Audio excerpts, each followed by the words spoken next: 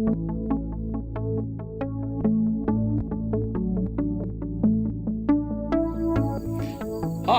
today I'm out in my garden where I am picking corn, and I'm also kind of cleaning up the garden a little bit. So let me show you a little bit about what I'm doing, because the way I like to clean up my garden is kind of old-fashioned, but it's also really easy. And I don't know, I guess you could kind of call it a lost art. So let's take a look at what I'm talking about. Something that I like to do whenever I cut down my corn after I've picked it is I like to make corn shocks. And a lot of people will buy corn shocks as a decorative thing in the fall. But they'll usually buy them and they're tied with twine, and they'll use a stake to hold them up. These corn shocks are completely freestanding on their own, and there's a few tricks to make that work. So if you're looking for something that's more of kind of the traditional style of doing a corn shock, this is how you would do it. So there's a few different ways that I make these stand up.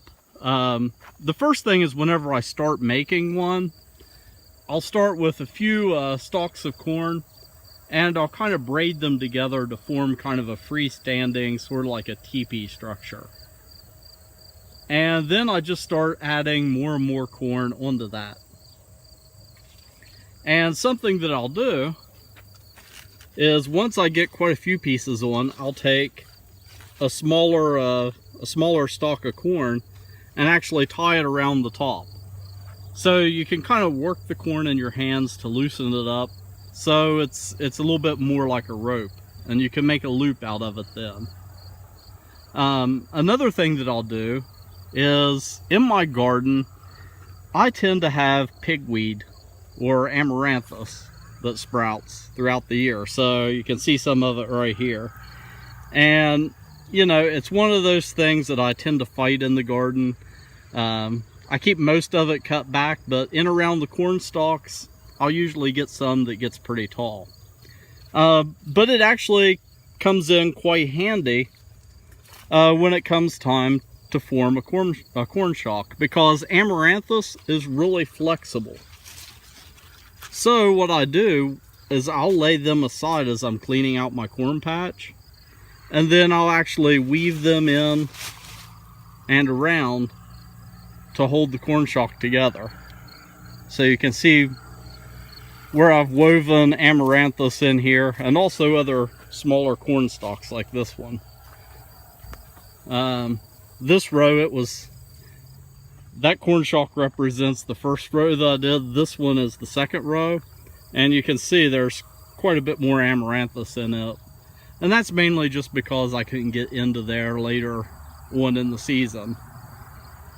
And the last thing that I do is I'll actually take the corn leaves themselves, and if you get, let me find some here. If you get a few leaves together, you can actually take them and twist them, and it makes almost like a rope. So you can then take that and tie it off to another area, and if you do that all the way around, it actually helps make the shock really strong.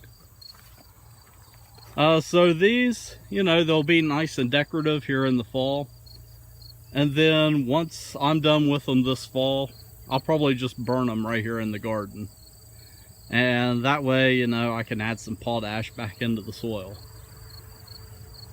So I've got these 3 done. I've got 2 more rows to do, so that'll be 2 more corn shocks.